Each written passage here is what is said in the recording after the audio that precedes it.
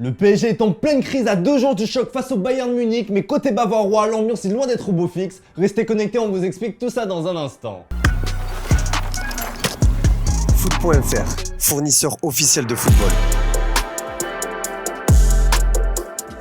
Bonjour à toutes et à tous, ravi de vous retrouver pour un nouveau JT Foot Mercato. Si sur le terrain, le Bayern Munich a redressé la pente ces dernières semaines, en interne, le club bavarois doit faire face à plusieurs soucis concernant des cadres du vestiaire. Le cas Manuel Neuer avait créé pas mal de remous au sein de l'institution bavaroise, à tel point qu'une séparation entre le gardien historique et le club avait été évoquée par une partie de la presse allemande. Si le Bayern Munich a fait le plein de confiance hier en l'emportant facilement 3-0 face à Bochum, le roi Sané a mis le vestiaire sous tension. Remplacé à la 77e minute par le jeune Arion Ibrahimovic, Lili n'a pas caché sa frustration en quittant la pelouse. L'Allemand a rejoint directement les vestiaires sans un geste pour son entraîneur Julian Nagelsmann et son staff. A noter que le tacticien allemand n'a d'ailleurs pas daigné se lever pour saluer son joueur. Selon le journal allemand Bild, sa prestation et son attitude ont fortement déplu à l'état-major du Bayern, composé d'Oliver Kahn et Hassan Salihamidzic. Il est rare de voir de telles tensions au sein de l'institution bavaroise, encore plus à quelques jours d'un choc européen. Si cette mini-crise n'est en rien comparable à celle du PSG, les deux formations ne se présenteront pas dans des conditions optimales ce mardi. D'ailleurs, l'info du jour, c'est aussi le retour à l'entraînement de Kylian Mbappé.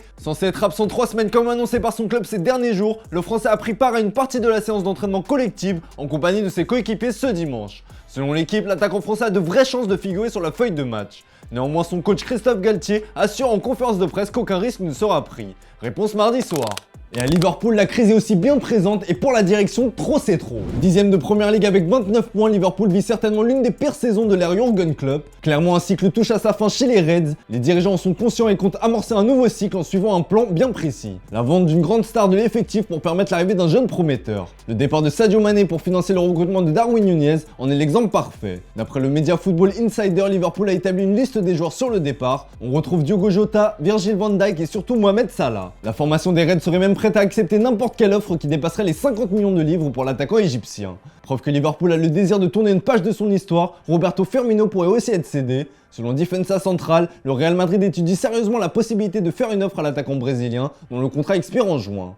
La porte de sortie a aussi été indiquée à Naby Keita. D'après Sky Germany, il est peu probable que le Guinéen soit prolongé. Plusieurs clubs seraient intéressés par ses services, notamment du côté de l'Allemagne. Un sacré camouflet pour Liverpool qui avait déboursé 60 millions d'euros à l'été 2018 pour l'arracher au RB Leipzig et qui devrait donc le laisser filer libre.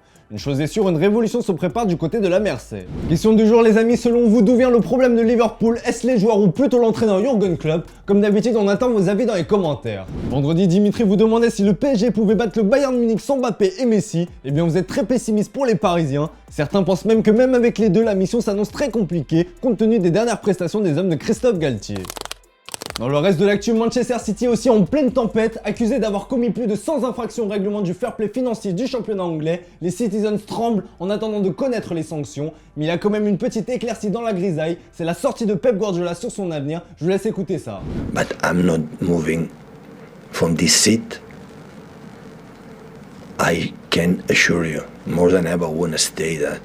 Now, more than ever. Allez, comme d'hab les amis, on se quitte avec l'image du jour et le Real Madrid est sur le toit du monde après sa victoire 5-3 face à Al Hilal hier. Une 5ème coupe du monde des clubs pour le club madrilène que Carlo Ancelotti et son staff ont fêté comme il se doit. Je vous laisse mater ça les amis. Allez, bon dimanche à vous et à demain pour une nouvelle semaine sur Foot Mercato. Stop! Allez, allez, allez!